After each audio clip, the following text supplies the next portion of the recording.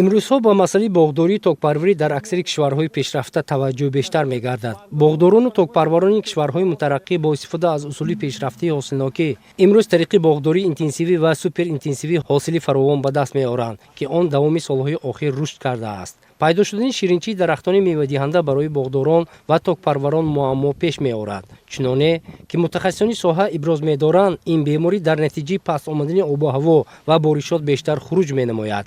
бо мақсади пешгирӣ аз ин ҳолат, кормандони феълии муассисаи давлатии муҳофизати растаниҳо ва химикунонии кишоварзӣ дар вилояти Суғд истифодаи маҳлулҳои нурелде ва моеъҳои дар таркибашон мисдоштаро тавсия медиҳанд. иброз гардид, ки барои 1 гектар замин миқдори муайяни маҳлул шароит фароҳам меорад, ин ҳашарот маҳв карда шавад. бар зидди касалӣ ва ҳашаротҳои зараррасонҳо заҳрдоруҳоро тавсия медиҳанд. ба монанди нурелде бар зидди зараррасони ширинча дар 300 литр об 1 литр заҳрдоруи нурелде тавсия медиҳанд.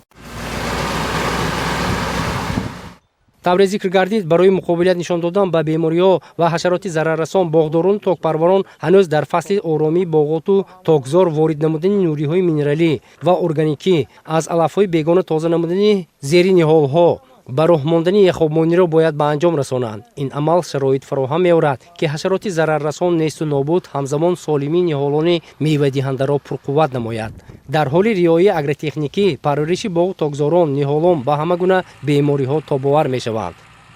барои пешгирӣ намудани ин ҳолат мо бояд саривақт чорабиниҳои агротехникӣ муборида бар зидди касалиҳо ва ҳашаротҳо, буриши санитарӣ дар давраи оромии дарахтони мевадиҳанда, коркарди байни қаторро саривақт гузарондемо дар кор. солҳои охир як намуди беморӣ низ бештар гардидааст. ин ҳам бошад печиши барги шафтолу аст. ҳангоми хуруҷи он баргҳои ниҳоли шафтолу печ хӯрда аз афзоиш мемонад. ин ҳолат боис мегардад, ки сабзиши ниҳолҳо суст ва аз нашлунамо боз монад. гузашта аз ин, мевабандии ниҳол суст гардида сифати меваҳо паст мешавад. илова бар ин, ҳашароти зараррасони сипарболак низ дар охири фасли баҳор хуруҷ намуда ба ҳосилнокии боғи шафтолу таъсири манфӣ мерасонад. аз гуфти олимони соҳаи кишоварзӣ, ҳамин ҳолат дар дигар намуди дарахтони мевадиҳанда низ ба мушоҳида мерасад.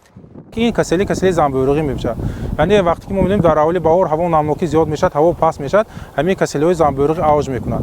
барангезандаҳои ин касалӣ дар ҳамун сӯрохҳои пӯст, дар тарқишҳои пӯст давраи зимистон меистад ва ҳамин муҳити мусоид пайдо шудан ҳамин афзоиш мекунад. дар натиҷа баргҳо хеле печида мешаванд. аз ин лиҳоз якум коре ки кардан дар кор ин аз ҳамун даврае ки пеш аз варам кардани мухчаҳо гузарондани корҳои муборизавӣ бар зидди ҳамин касалӣ бо истифода аз заҳрдоруҳои химиявӣ ё ки мана маҳлули бордосӣ, дигар мана ария препарати си ин дороҳо истифода бурда ҳамин коркард кардан дар кор.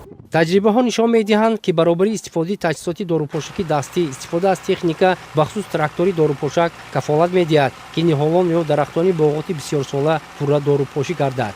ин усули безараргардонӣ имкон медиҳад, ки ниҳолон аз сар то по бо маҳлулҳо шуста шуда, ҳашароти зараррасон маҳв ва бемориҳо бартараф карда шавад.